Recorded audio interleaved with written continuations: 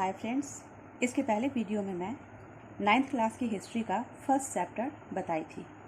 आज मैं आपके लिए 9th क्लास की हिस्ट्री का सेकंड चैप्टर लेकर आई हूँ, जिसका नाम है अमेरिकी स्वतंत्रता संग्राम। इस चैप्टर में अमेरिकी स्वतंत्रता संग्राम के विषय में बताया गया है क्या कारण था ये संग्राम होने का, संग्राम होने के बाद क्या इसका परिणाम निकला, क्या प्रभाव निकला, ये हम इस चैप्टर में देखेंगे। तो सबसे पहले हम देखते हैं कि विश्व इतिहास में आधुनिक काल का प्रारंभ किन घटना से होता है। तो ये 15वीं शताब्दी में नए समुद्री मार्ग की खोज से में शामिल है, यानी कि 15वीं शताब्दी 1498 में वास्को डी गामा, जो कि पुर्तगाली, जब समुद्री मार्ग का पता लगाया था तो उसी से ये संबंधित है। फिर देखते हैं हम कि 1492 में कोलंबस अमेरिकी महाद्वीप का खोज किया था।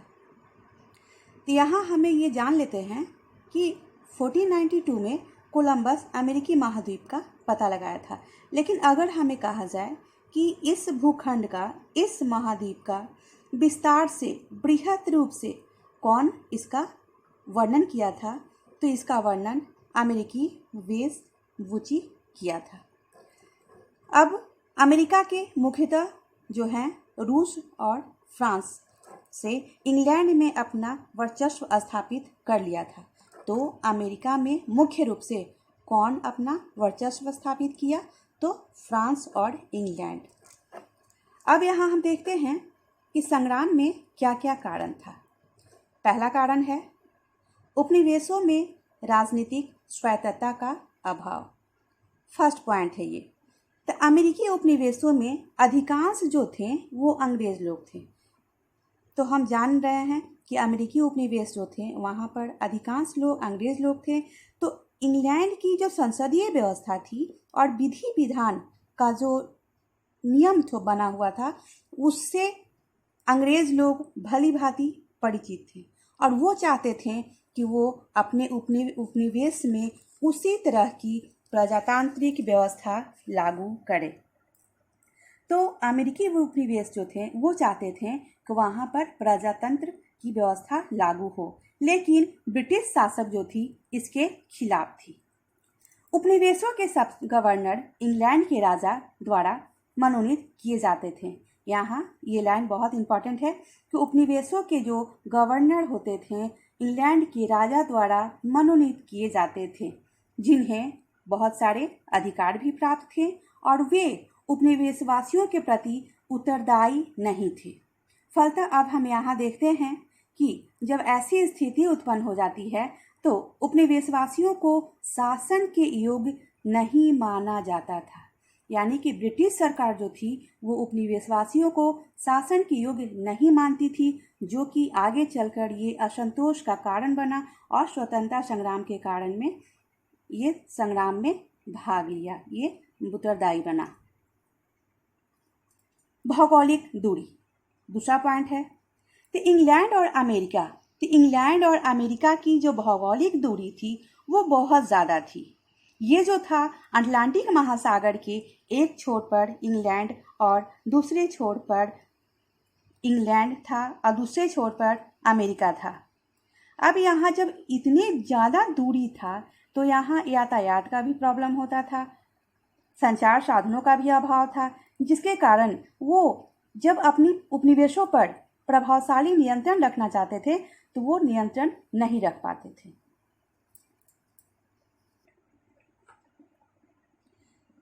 अमेरिकी स्वतंत्रता संग्राम में तीसरा जो कारण था धार्मिक एवं सामाजिक व्यवस्था में मतभेद। तो यहाँ हम देखते हैं कि अमेरिकी उपनिवेश एवं ब्रिटेन के बीच धार्मिक और सामाजिक स्तर पर भी मतभेद था, यानी कि अमेरिका और ब्रिटेन के बीच धर्म और समाज को लेकर भी उन दोनों में राष्ट्र में मतभेद था। जहाँ हम देखते हैं कि ब्रिटिशवासी जो थे वो एंग्लिकन मत के थे, यानी कि वो चर्च के आधिपत्य में विश्वास रखते थे। दूसरे जो थे अमेरिकी जनता प्यूरिटन का मतावलंबी थी, यानी कि वो धार्मिक उत्पीड़न से तबाह होकर प्रोटेस्टेंट एवं प्यूरिटनों से ने इंग्लैंड छोड़कर अमेरिका में शरण ले ली। तो यहाँ हम देख रहे हैं कि अमेरिका और ब्रिटेन दोनों का जो धर्म है वो अलग अलग है। ब्रिटिश एंग्लिकन मत है तो अमेरिकी जो है प्यूरिटन है। ब्रिटिश समाज जो है सामंतवादी एवं कुलीन व्यवस्था में पर आधारित थी, यानी ब्रिटिश समाज जो है सामंतवादी एवं कुलीन व्यवस्था पर आधारित थी, जबकि अमेरिकी जो है वो धार्मिक एवं सामाजिक समरसता विद्यमान थी। यहाँ जो है अमेरिका में क्या है, समरूपता है, प्रजातांत्रिक व्यवस्था है, और ब्रिटेन में क्या है, सामंतवादी है और कुलीन व्यवस्था पर आधारित है। चौथा पॉइंट है सप्तवर्षीय युद्ध का प्रभाव। सप्तवर्षीय युद्ध इंग्लैंड एवं फ्रांस के बीच हुआ था। तो ये कब हुआ था? 1756 से 1763 तक, यानी कि इनका जो समय है 1756 से 1763 के बीच, ये जो है सप्तवर्षीय युद्ध के नाम से जाना जाता है। ये जो युद्ध हुआ था इंग्लैंड और फ्रांस के बीच में हुआ था। इस युद्ध में फ्रांस की पराजय हुई थी। इस संबंध में प्रोफेसर पोलार्ड ने कहा कि फ्रांस की पराजय ने अमेरिका वासियों की स्वतंत्रता की इच्छा को भड़काया। यानी इनका कहने का अर्थ है कि फ्रांस की जो पराजय थी, उससे जब पराजय होगी फ्रांस की, तो अमेरिका वासी जो थे, वहाँ के जो लोग थे, उनकी स्वतंत्रता की जो इच्छा थी वो भड़क उठी।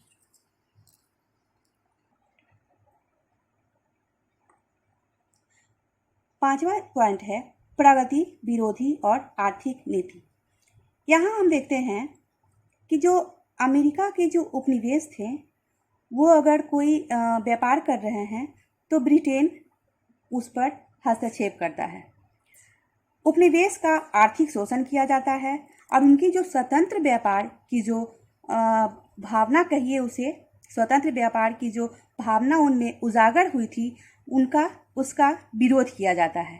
तो इस सिद्धांत के अनुसार उपनिवेशवादी अपने व्यापार एवं अन्य कोई भी क्रियाकलाप करते हैं तो इंग्लैंड के हस्तक्षेप को नापसंद करते हैं। यानी कि उपनिवेशवासी जो भी व्यापार कर रहे हैं या फिर कोई अन्य क्रियाकलाप कर रहे हैं तो उसमें इंग्लैंड हस्तक्षेप कर रहा है, जिससे ये इनमें असंतोष की भावना उत्पन्न हो जाती है, जो कि अमेरिकी स्वतंत्रता संग्राम का ये भी बहुत महत्वपूर्ण कारण है।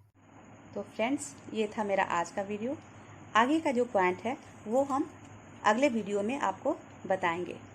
तो आप मेरे चैनल को लाइक, शेयर और सब्सक्राइब ज़रूर करें। Thank you.